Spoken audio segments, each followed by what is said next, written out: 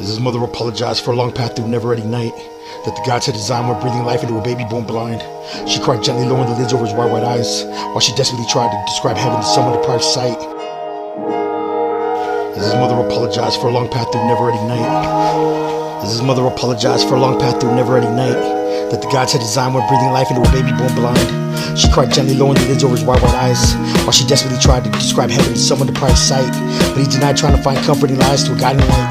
When he was left to die in the dark where his time caressed his face, defined lines. With every day he went outside because he loved the warmth he got from turning the direction of the sun, patiently waiting for the sounds of 4 horsemen to come. His tears felt like blood. Fingertips touched braille descriptions of what beautiful was. He readjusts to say income every month. Getting drunk, he does different drugs just to interrupt the whispers trying to convince him of giving up. I used to judge anyone because life is what it was. Now I just sit with him and talk with my eyes shut. His tears felt like blood. Fingertips touched braille descriptions of what beautiful was. Descriptions of what beautiful was. The sounds of soft taps of his Italian leather shoes as they made contact with the hard wooden floor. As the vibrations got closer and closer, he collapsed, surrounded with the sounds of breaking glass. Unlike any seizures he's ever had, and lost grasp of the realm of darkness he had. When blood-stained sunlight revealed rapid flashes of images that had no sound, but still sensed the passion found in a mother's desperate expression when she's too panicked to understand what she's looking at.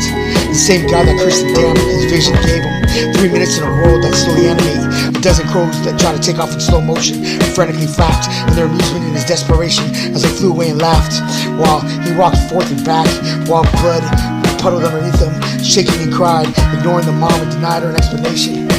To the event that passed, to her child's last moments, and refused to hand over the little body back, but just kept rocking and talking like things weren't bad, saying that this kid is just taking a nap and things will return back to normal in the morning.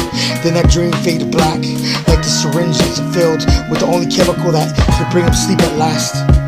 Patiently waiting for the sounds of 4 horsemen to come, his tears felt like blood. Fingertips touched braille descriptions of what beautiful was. His tears felt like blood. Fingertips touched braille descriptions of what beautiful was.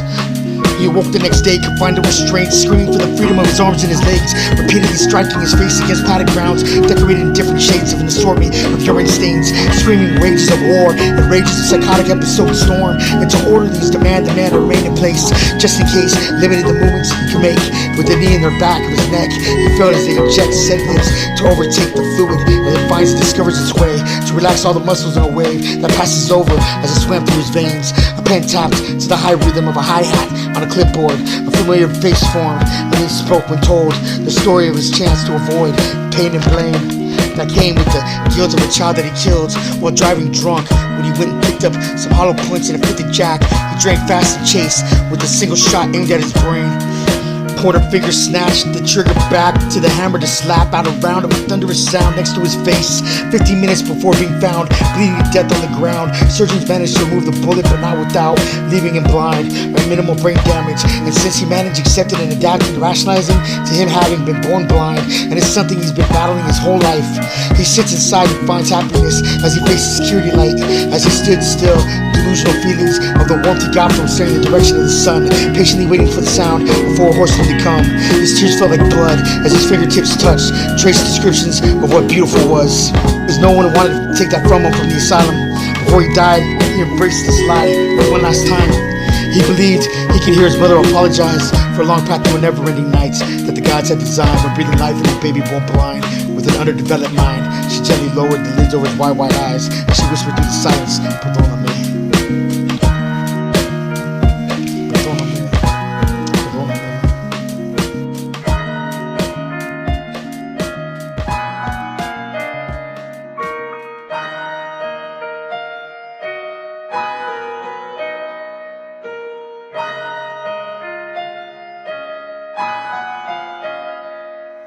Perdóname, perdóname.